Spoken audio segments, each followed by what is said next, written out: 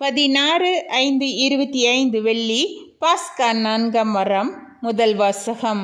இயேசுவை கடவுள் உயிர்த்தெழ செய்து தமது வாக்குறுதியை நிறைவேற்றினார். திருத்தூதர் பணிகள் நூலிலிருந்து வாசகம். அதிகாரம் 13, இறைவசனங்கள் 26 முதல் 33. அந்நாட்களில் பவுல் பிசித்தியாவில் உள்ள அந்தியோக்கியாவுக்கு வந்தபோது அவர் தொழுகை கூடத்தில் கூறியது: சகோதரரே, ஆபிரகாமின் வழி வந்த மக்களே, இங்கு இருப்போருள் கடவுளுக்கு அஞ்சி நடப்போரே, இந்த மீட்பு செய்தி நமக்கு தான் அனுப்பப்பட்டுள்ளது. எருசலேமில் குடியிருக்கும் மக்களும் அவர்களுடைய தலைவர்களும் அம்மீட்பரை அறியவில்லை. ஓய்வு நாள் தோறும் வாசிக்கப்படும் இறைவாக்கினரின் வார்த்தைகளை கேட்டும் அவற்றை புரிந்து கொள்ளவில்லை.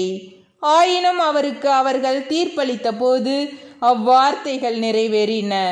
சாவுக்குரிய காரணம் எதுவும் அவரிடம் இல்லாதிருந்தும் அவரை கொல்ல அவர்கள் பிலாத்திடம் கேட்டார்கள். மறைநூலில் அவரை பற்றி எழுதியுள்ள அனைத்தும் அவர்கள் செய்து முடித்தார்கள். பின்பு அவரை சிலுவையில் இருந்து இறக்கி கல்லறையில் வைத்தார்கள். ஆனால் இறந்த அவரை கடவுள் உயிரோடு எழுப்பினார். அவர் கலிலேயாவில் இருந்து தம்முடன் எருசலேம் வந்தவர்களுக்கு பல நாட்கள் தோன்றினார்.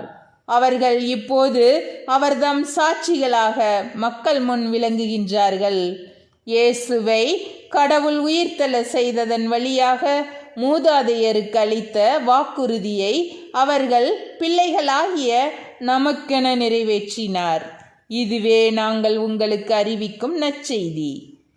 இது பற்றி 2ஆம் திருப்பாடலில் நீரே என் மகன், இன்று நான் உம்மை ஈன்றெடுத்தேன் என்று எழுதப்பட்டுள்ளது. ஆண்டவரின் அருள்வாக்கு. இறைவா, உமக்கு நன்றி.